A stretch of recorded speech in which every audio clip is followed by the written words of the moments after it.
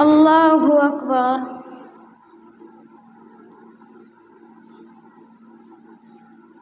الحمد لله رب العالمين الرحمن الرحيم مالك يوم الدين إياك نعبد وإياك نستعين اهدنا الصراط المستقيم صراط الذين أنعمت عليهم غير المغضوب عليهم ولا الضالين.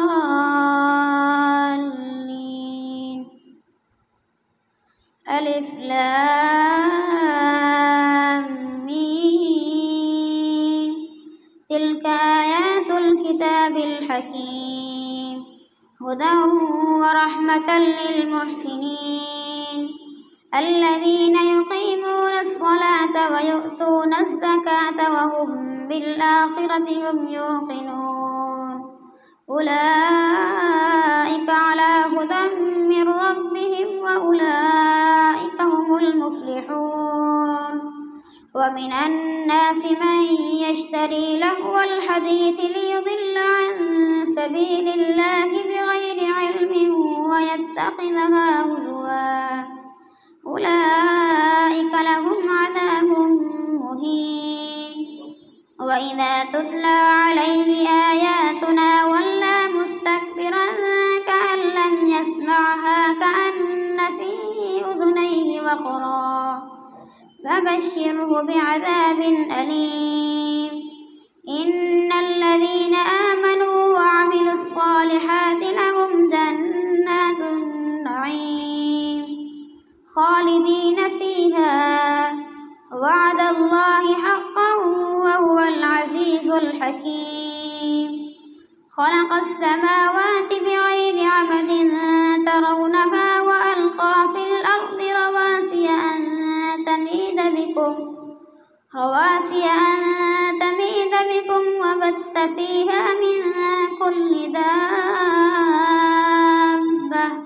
وأنزلنا من السماء ماء فأنبتنا فيها من كل زوج كريم. هذا خلق الله فأروني ماذا خلق الذين من دونه بل الظالمون في ضلال مبين. ولقد آتينا لقمان الحكمة أن اشكر لله ومن يشكر فإنما يشكر لنفسه ومن كفر فإن الله غني حميد. وإذ قال لقمان لابنه وهو يعظه يا بني لا تشرك بالله إن الشرك لظلم عظيم. ووصينا الإنسان بوالديه حملته أمه وهنا على وهن وفصاله في عامين أن اشكر لي ولوالديك إلي المصير. وإن جاهداك على أن تشرك بي ما ليس لك به علم فلا تطعهما وصاحبهما في الدنيا معروفا واتبع سبيل من أناب إلي ثم إلي مرجعكم فأنبئكم بما كنتم تعملون. يا بني إنها إن تك مثقال حبة من خردل فتكن في صخرة أو في السماوات أو في الأرض يأت بها الله إن الله لطيف خبير. يا بني أقم الصلاة وأمر بالمعروف وانه عن المنكر واصبر على ما أصابك إن ذلك من عزم الأمور. ولا تصعر خدك للناس ولا تمش في الأرض مرحا إن الله لا يحب كل مختال فخور. واقصد في مشيك واغضض من صوتك إن أنكر الأصوات لصوت الحمير. ألم تروا أن الله سخر لكم ما في السماوات وما وما في الأرض وأسبغ عليكم نعمه ظاهرة وباطنة ومن الناس من يجادل في الله بغير علم ولا هدى ولا كتاب منير وإذا قيل لهم اتبعوا ما أنزل الله قالوا بل نتبع ما وجدنا عليه آباءنا أولو كان الشيطان يدعوهم إلى عذاب السعير ومن يسلم وجهه إلى الله وهو محسن فقد استمسك بالعروة الوثقى وإلى الله عاقبة الأمور ومن كفر فلا يحزنك كفره إلينا مرجعهم فننبئهم بما عملوا إن الله عليم بذات الصدور نمتعهم قليلا ثم نضطرهم إلى عذاب غليظ ولئن سألتهم من خلق السماوات والأرض ليقولن الله قل الحمد لله بل أكثرهم لا يعلمون لله ما في السماوات والأرض إن الله هو الغني الحميد ولو أن ما في الأرض من شجرة أقلام والبحر يمده من بعده 7 أبحر ما نفدت كلمات الله إن الله عزيز حكيم ما خلقكم ولا بعثكم إلا كنفس واحدة إن الله سميع بصير ذلك بأن الله يولج الليل في النهار ويولج النهار في الليل وسخر الشمس والقمر كل يجري إلى أجل مسمى وأن الله بما تعملون خبير ذلك بأن الله هو الحق وأن ما يدعون من دونه الباطل وأن الله هو العلي الكبير ألم تر أن الفلك تجري في البحر بنعمة الله ليريكم من آياته إن في ذلك لآيات لكل صبار شكور وإذا غشيهم موج كالظلل دعوا الله مخلصين له الدين فلما نجاهم إلى البر فمنهم مقتصد وما يجحد بآياتنا إلا كل ختار كفور يا أيها الناس اتقوا ربكم واخشوا يوما لا يجزي والد عن ولده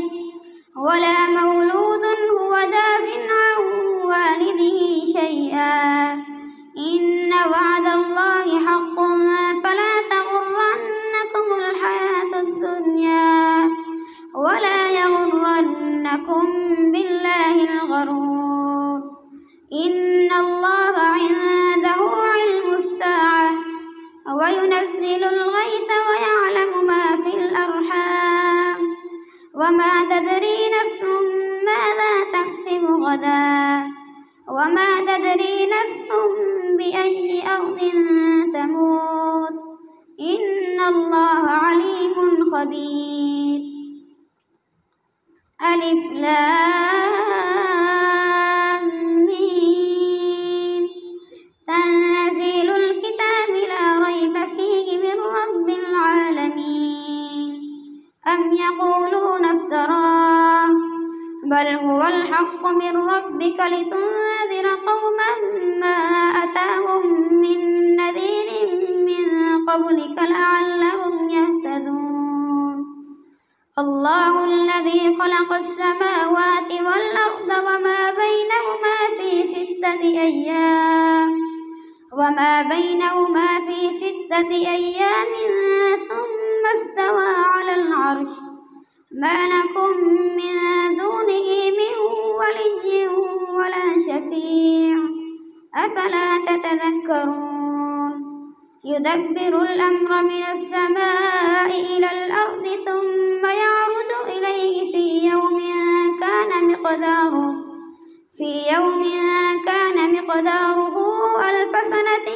مما تعدون ذلك عالم الغيب والشهادة العزيز الرحيم الذي أحسن كل شيء خلقه وبدأ خلق الإنسان من طين ثم جعل نسله من سلالة من ماء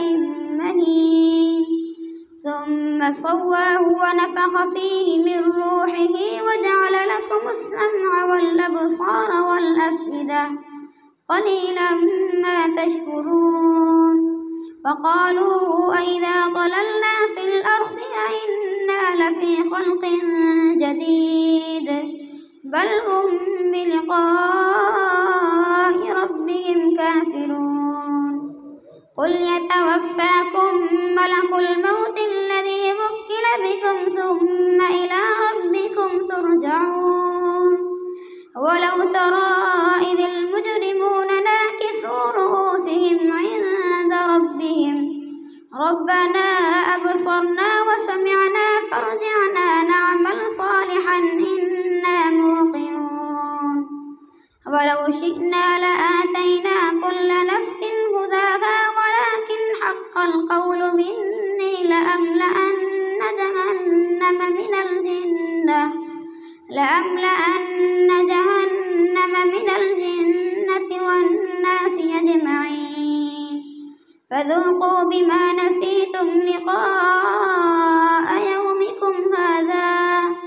إنا نسيناكم وذوقوا عذاب الخلد بما كنتم تعملون إنما يؤمن بآياتنا الذين إذا ذكروا بها خروا سجدا وسبحوا بحمد ربهم وهم لا يستكبرون الله أكبر الله أكبر تتجافى جنوبهم عن المضاجع يدعون ربهم خوفا وطمعا ومما رزقناهم ينفقون فلا تعلم نفس ما أخفي لهم من قرة أعين جزاء بما كانوا يعملون أفمن كان مؤمنا كمن كان فاسقا لا يستوون أما الذين آمنوا وعملوا الصالحات فلهم جنات المأوى نزلا بما كانوا يعملون وأما الذين فسقوا فمأواهم النار كلما أرادوا أن يخرجوا منها أعيدوا فيها وقيل لهم ذوقوا عذاب النار الذي كنتم به تكذبون ولنذيقنهم من العذاب الأدنى دون العذاب الأكبر لعلهم يرجعون ومن أظلم ممن ذكر بآيات ربه ثم أعرض عنها إنا من المجرمين منتقمون ولقد آتينا موسى الكتاب فلا تكن في مرية من لقائه وجعلناه هدى لبني إسرائيل وجعلنا منهم أئمة يهدون بأمرنا لما صبروا وكانوا بآياتنا يوقنون إن ربك هو يفصل بينهم يوم القيامة فيما كانوا فيه يختلفون أولم يهد لهم كم أهلكنا من قبلهم من القرون يمشون في مساكنهم إن في ذلك لآيات فلا يسمعون أولم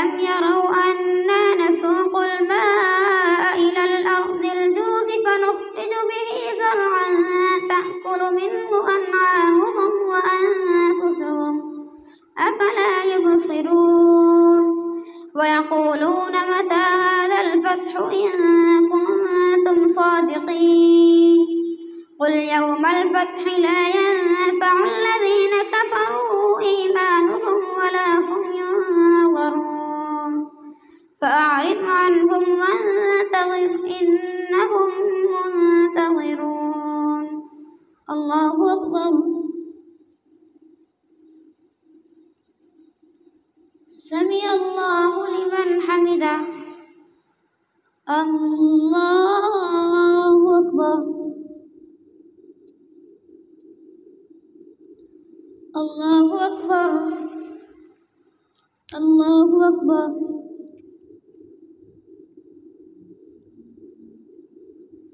الله أكبر. الحمد لله رب العالمين الرحمن الرحيم مالك يوم الدين إياك نعبد وإياك نستعين اهدنا الصراط المستقيم صراط الذين أنعمت عليهم غير المغضوب عليهم ولا الضالين.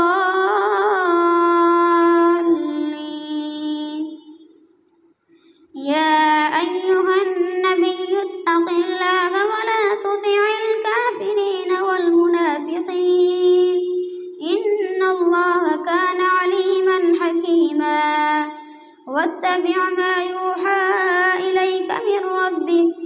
إن الله كان بما تعملون خبيرا. وتوكل على الله وكفى بالله وكيلا. ما جعل الله لرجل من قلبين في جوفه وما جعل أزواجكم اللائي تظاهرون منهن أمهاتكم وما جعل أدعياءكم أبناءكم ذلكم قولكم بأفواهكم والله يقول الحق وهو يهدي السبيل. ادعوهم لآبائهم هو أقسط عند الله فإن لم تعلموا آباءهم فإخوانكم في الدين ومواليكم وليس عليكم جناح فيما أخطأتم به ولكن ما تعمدت قلوبكم وكان الله غفورا رحيما. النبي أولى بالمؤمنين من أنفسهم وأزواجه أمهاتهم وأولو الأرحام بعضهم أولى ببعض في كتاب الله من المؤمنين والمهاجرين إلا أن تفعلوا إلى أوليائكم معروفا كان ذلك في الكتاب مسطورا. وإذ أخذنا من النبيين ميثاقهم ومنك ومن نوح وإبراهيم وموسى وعيسى بن مريم وأخذنا منهم ميثاقا غليظا ليسأل الصادقين عن صدقهم وأعد للكافرين عذابا أليما. يا أيها الذين آمنوا اذكروا نعمة الله عليكم إذ جاءتكم جنود فأرسلنا عليهم ريحا وجنودا لم تروها وكان الله بما تعملون بصيرا. إذ جاءوكم من فوقكم ومن أسفل منكم وإذ زاغت الأبصار وبلغت القلوب الحناجر وتظنون بالله الظنونا. هنالك ابتلي المؤمنون وزلزلوا زلزالا شديدا. وإذ يقول المنافقون والذين في قلوبهم مرض ما وعدنا الله ورسوله إلا غرورا. وإذ قالت طائفة منهم يا أهل يثرب لا مقام لكم فارجعوا. ويستأذن فريق منهم النبي يقولون إن بيوتنا عورة وما هي بعورة إن يريدون إلا فرارا ولو دخلت عليهم من أقطارها ثم سئلوا الفتنة لآتوها وما تلبثوا بها إلا يسيرا ولقد كانوا عاهدوا الله من قبل لا يولون الأدبار وكان عهد الله مسؤولا قل لن ينفعكم الفرار إن فررتم من الموت أو القتل وإذا لا تمتعون إلا قليلا قل من ذا الذي يعصمكم من الله إن أراد بكم سوءا أو أراد بكم رحمة ولا يجدون لهم من دون الله وليا ولا نصيرا قد يعلم الله المعوقين منكم والقائلين لإخوانهم هلم إلينا ولا يأتون البأس إلا قليلا أشحة عليكم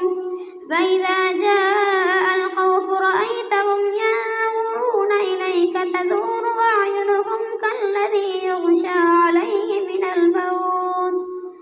فإذا ذهب الخوف سلقوكم بألسنة حداد أشحة على الخير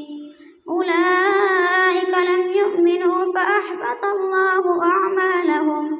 وكان ذلك على الله يسيرا يحسبون الأحزاب لم يذهبوا وإن يأتي الأحزاب يودوا لو أنهم بادون في الأعراب يسألون عن أنبائكم ولو كانوا فيكم ما قاتلوا إلا قليلا لقد كان لكم في رسول الله أسوة حسنة لمن كان يرجو الله واليوم الآخر وذكر الله كثيرا ولما رأى المؤمنون الأحزاب قالوا هذا ما وعدنا الله ورسوله وصدق الله ورسوله وما زادهم إلا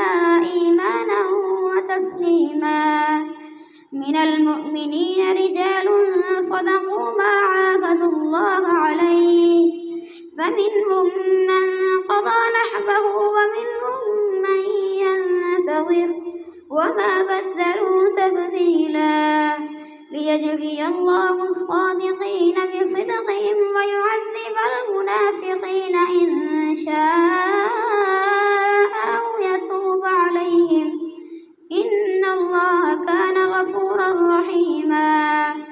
ورد الله الذين كفروا بغيظهم لم ينالوا خيرا وكفى الله المؤمنين القتال وكان الله قويا عزيزا وأنزل الذين ظاهروهم من أهل الكتاب من صياصيهم وقذف في قلوبهم الرعب فريقا تقتلون وتأسرون فريقا